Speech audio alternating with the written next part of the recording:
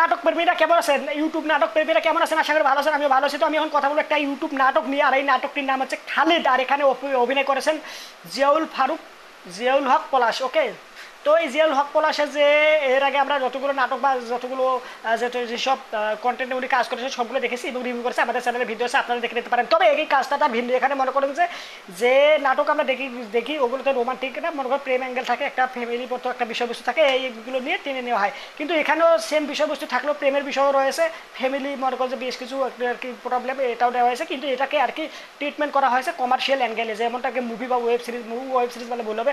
মুভিতে আমরা দেখে থাকি বেশ কিছু কমার্শিয়াল অ্যাঙ্গেল এখানে ঠিক রাখা হয়েছে।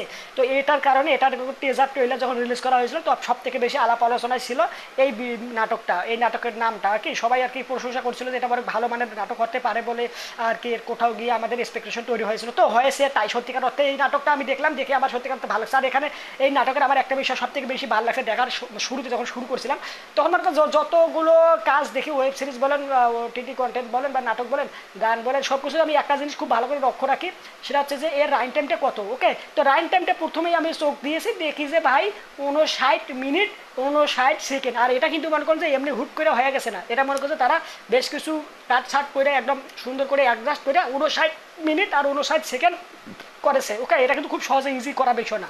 ওকে, এটা আমার খুব ভালো লাগছে।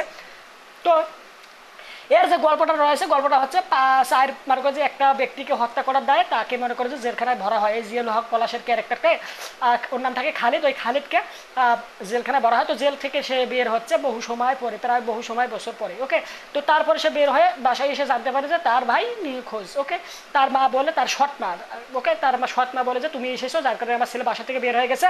তো এখানে যে তার বাসা থেকে যে তার ভাই বের হয়ে গেছে, সৎ ভাই বের হয়ে গেছে, যার কারণে তার মা তার উপরে এলিগেশন নিয়ে আসে যে তুমি একজন সন্ত্রাসী, তুমি একজন ক্রিমিনাল, তোমার সাথে আমার ছেলে থাকবে না, তুমি যে বাসা থাকবে, তুমি বাসায় এসেছো বলে ও চলে গেছে।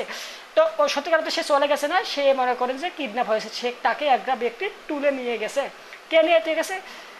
যাকে হত্যা করা হয়েছিল, যে ব্যক্তিকে হত্যা করা হয়েছিল, হত্যা করার দায়ে পলাশ খালিদকে জেলখানায় যেতে হয়েছে, ঠিক সেই ব্যক্তি তাকে তুলে নিয়ে গিয়েছে। তো পরবর্তীতে সে তার ভাইয়ের খোঁজ করা শুরু করে, সে বক্সিং ক্লাবে যায়, যেখানে সে বক্সিং খেলতো আগে। ওকে, ওইখানে ফাইট সিকোয়েন্স হয়, এটা দেখতে খুব দুর্দান্ত লাগে। যদিও নাটকে আমরা কোনো সময় ফাইট সিকোয়েন্স দেখতে পারি না, এখানে যে দেখিয়েছে এটা আমাদের কাছে দুর্দান্ত লাগছে। ওকে, এখানে মনে করেন যে সাফা কবির যে ক্যারেক্টারটা রয়েছে ওটা কোথাও গিয়ে বর্ণে হয়েছে যে হুদাই রাখতে হবে বলে রাখছে, বা এমনিতেই হুদাই মনে করেন যে রাখা হয়েছে, এটা আমার কাছে খুব বেশি একটা আর কি কানেক্ট হয় না। তো ওরও একটা আর কি রয়েছে, স্টোরি রয়েছে। তো কোথাও গিয়ে খালিদের সাথে তার একটা সম্পর্ক হয়ে উঠে। ওকে, তো সে আর কি মনে করেন যে একটা অবৈধ প্রোডাক্ট সেল করে, তাকে নিষেধ করে। সে বলে যে আমি যাদের আন্ডারে কাজ করি তারা আমাকে আর কি এটা বন্ধ করতে দিবে না। ওকে, তো তাদের কাছে যায়, তাই বলে যে আর আজকের থেকে তোমাদের কাজ করবে না। তখন তাদের সাথে একটা হয়, ক্লাস হয়। এই জায়গাটা ফাইট সিকোয়েন্সটা দুর্দান্ত ছিল, পাই পুরো মাখন। ওকে, এর পাশাপাশি মানে যতগুলো ফাইট সিকোয়েন্স এখানে রয়েছে প্রত্যেকটা ফাইট সিকোয়েন্সে ভালো লেগেছে আমার একদম। মনে করেন যে নাটকে ফাইট সিকোয়েন্স যদিও দেখা যায় না, তো তবে এখানে যে তারা রেখেছে সুন্দর করে, সেটাকে কোরিওগ্রাফ বলেন বা প্রেজেন্টেশন বলেন, সুন্দর করে তুলে ধরেছে, এটা দেখতে খুব ভালো লাগছিল। ওকে, আর এখানে মনে করেন যে লাস্টের টুইস্ট অ্যান্ড টার্ন রয়েছে, মাথা খারাপ করে দেওয়া একটা টুইস্ট অ্যান্ড টার্ন রয়েছে, যেটা আপনার মাথা খারাপ করে দেবে সত্যিকার অর্থে। এখন আপনি বলতে পারেন ভাই মাথা খারাপ করে যদি দেয় তাহলে আমি এটা দেখে মাথা খারাপ করতাম কেন?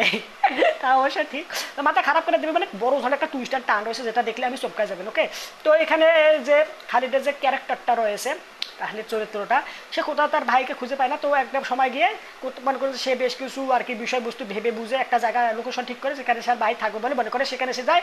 ইভেন সে তার ভাইকে সত্যিকার অর্থে খুঁজেও পায়। তো যেই ব্যক্তির ছেলেকে আর কি সে হত্যা করার দায়ে জেলখানায় গেছিল, সেই ব্যক্তি তাকে করেছে, তার ভাইকে তুলে নিয়ে নিয়েছে। তো এখানে সেই ব্যক্তি লাস্টের দিক থেকে বলে যে তুমি আমার ছেলেকে হত্যা করেছো কেন, না এটা জিজ্ঞেস করে। হ্যাঁ হ্যাঁ হ্যাঁ। তো প্রথম দিকে সে যখন জেলখানা থেকে বের হয়, জেলখানে বক্সিং ম্যাচে বক্সিং খেলে, তখন সেই ব্যক্তি এসে জিজ্ঞেস করে যে তুমি আমাদের দলে কাজ করো, অনেকগুলো টাকা পাবো, অনেকগুলো সত্য সম্পদ, ধন দৌলত, ধামটাম, এটা সেটা কাকড়াঠাক ব্যাংকের সেটা তুমি পাবে। কিন্তু সেই ব্যক্তি তাকে জিজ্ঞাসা করে যে তুমি কে, তোমাকে তো ছিলাম না। খালি যে ও কিন্তু মনে করে জেলে যখন যায় তখন যেরকম দেখতে ছিল, তার লুক, ওভারঅল হেলথ, ফিটনেস, সব কিছু যেরকম, সে যখন বের হয়ে আসে তখনই সেম একই রকম। কিন্তু এই ব্যক্তি বলে উঠে যে তুমি কে, তোমাকে তো চিনলাম না, তোমাকে তো দেখিনি, আমাদের দলে কাজ করে, বহুতগুলো টাকা দিব, অর্থ সম্পদ, ধন দৌলত, এটা সেটা হামটা কাকার সাথে মেরেছে না দিব।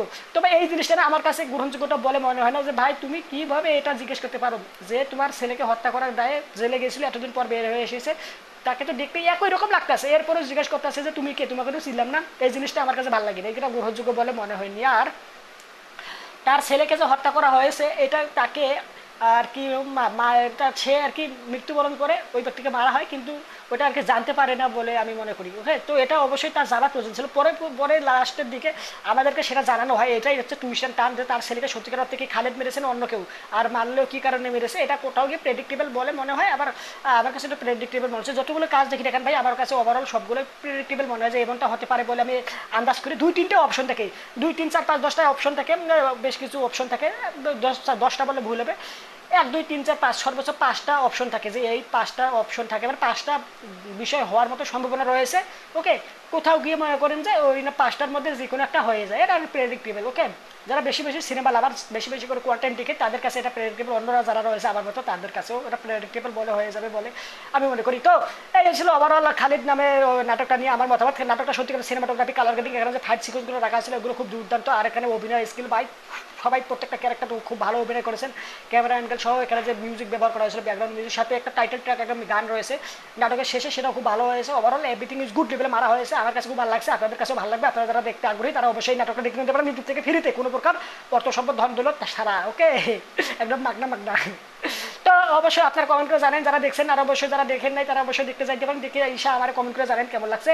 আর হচ্ছে ভিডিওটা লাইক দেন, চ্যানেলটা সাবস্ক্রাইব করে না থাকলে সাবস্ক্রাইব করে সম্পূর্ণ ভিডিও দেখা যায়। আপনাকে জানাচ্ছি অসংখ্য ধন্যবাদ, বাই।